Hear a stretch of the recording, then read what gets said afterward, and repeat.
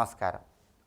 చైత్రమాసంలో వచ్చే అమావాస్య తిథి సందర్భంగా కొన్ని ప్రత్యేకమైన విధి విధానాలు పాటించడం ద్వారా, ఋగ్వేదంలో చెప్పబడిన ఒక మంత్రాన్ని శ్రవణం చేయటం ద్వారా విశేషమైన శుభ ఫలితాలు చేకూరతాయి. తిథులలో అమావాస్య తిథికి చాలా శక్తి ఉంది, చాలా ప్రాధాన్యత ఉంది. అమావాస్య తిథికి ఉన్నటువంటి గొప్పతనం గురించి విష్ణు ధర్మోత్తర పురాణంలో, నారద పురాణంలో చాలా అద్భుతంగా చెప్పారు. అసలు అమావాస్య తిథికి ఉన్న ప్రత్యేకత ఏంటంటే, చంద్రుడిలో 16 కళలు ఉంటాయి, షోడశ కళలు ఉంటాయి. అందువల్లే ఆయన ఆ చంద్రకిరణాలతో వెలుగొందుతూ ఉంటాడు. చంద్రుడిలో ఉన్న 16 కళలలో అమా అనే పేరు కలిగిన ఒక కళ ఉంటుంది. ఆ కళ అమావాస్య రోజు సూర్యుడిలోకి ప్రవేశిస్తుంది. అప్పుడు పితృదేవతలందరూ కూడా చంద్రుడిలో ఒకచోట ఉంటారు. సూర్యుడిలోకి ప్రవేశించిన చంద్రుడి కళ అమ అనేది ఒక కాంతి కిరణాన్ని చంద్రుడి మీదకు ప్రసరింపజేస్తుంది. ఆ కాంతి కిరణం అనేది పితృదేవతలకి అనంతమైనటువంటి చైతన్య శక్తిని కలిగింపజేస్తుంది.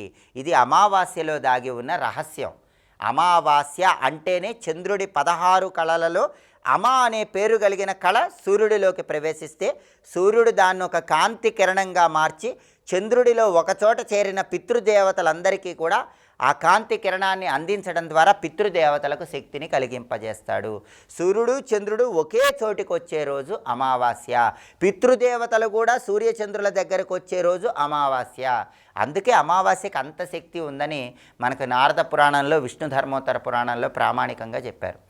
అయితే అమావాస్య రోజు తప్పకుండా పితృదేవతలకు వచ్చే శక్తిని ఇంకా బలోపేతం చేయడానికి పితృతర్పణాలు విడిచిపెడతాం. పితృదేవతలకి తర్పణాలు ఇస్తే వాళ్ళకి శక్తి పెరుగుతుంది.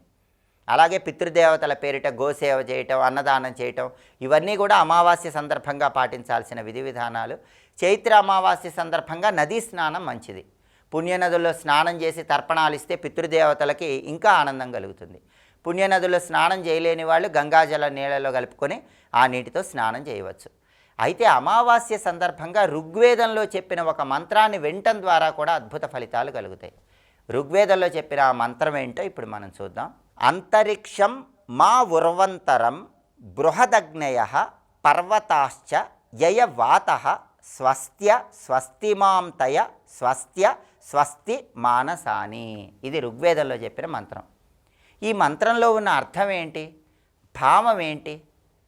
దీన్ని వింటే అమావాస్య రోజు ఎందుకంత అద్భుత ఫలితాలు కలుగుతాయంటే, ఈ మంత్రంలో ఉన్న భావాన్ని పరిశీలిస్తే, అంతరిక్షం అంటే ఆకాశం పైన ఎక్కడో ఉపరితలంలో ఉండేది, మా ఉర్వంతరం అంటే ఆ అంతరిక్షానికి క్రింది భాగంలో ఉన్నటువంటి ఆకాశము, అంతరిక్షము, ఈ మధ్య ప్రదేశము, బృహదగ్నయగా అంటే సృష్టిలో ఉన్నటువంటి సమస్త అగ్నిశక్తులు, పర్వతాశ్చ పర్వతాలు, యయ వాతః సృష్టిలో ఉన్నటువంటి అన్ని వాయుశక్తులు, స్వస్త్య స్వస్తిమాం అమావాస్య రోజు పితృదేవతలతో పాటు మమ్మల్ని అనుగ్రహించాలి.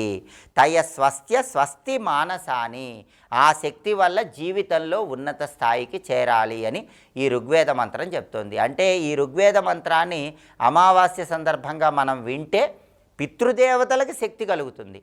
పితృదేవతల అనుగ్రహంతో పాటు ఆకాశం పైన ఉన్న అంతరిక్షంలో ఉన్న దేవతల అనుగ్రహము, ఆకాశంలో ఉన్న దేవతల అనుగ్రహము, పర్వతాలు, సృష్టిలో ఉన్న అగ్నిస్వరూపాలు, వాయుశక్తి స్వరూపాలు, వీళ్ళందరి అనుగ్రహము కలుగుతుంది. వాళ్ళందరూ కూడా మనకి స్వస్తి శుభాన్ని కలిగింపజేస్తారు. అది ఈ ఋగ్వేద మంత్రంలో ఉన్న అంతరార్థం. ఇది వేదమంత్రం కాబట్టి దీన్ని పఠించాల్సిన అవసరం లేదు.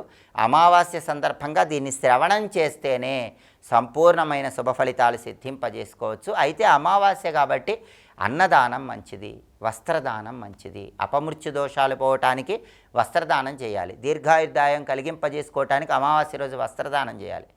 అన్నదానం చేయటం ద్వారా పితృదేవతలు తరింపబడతారు.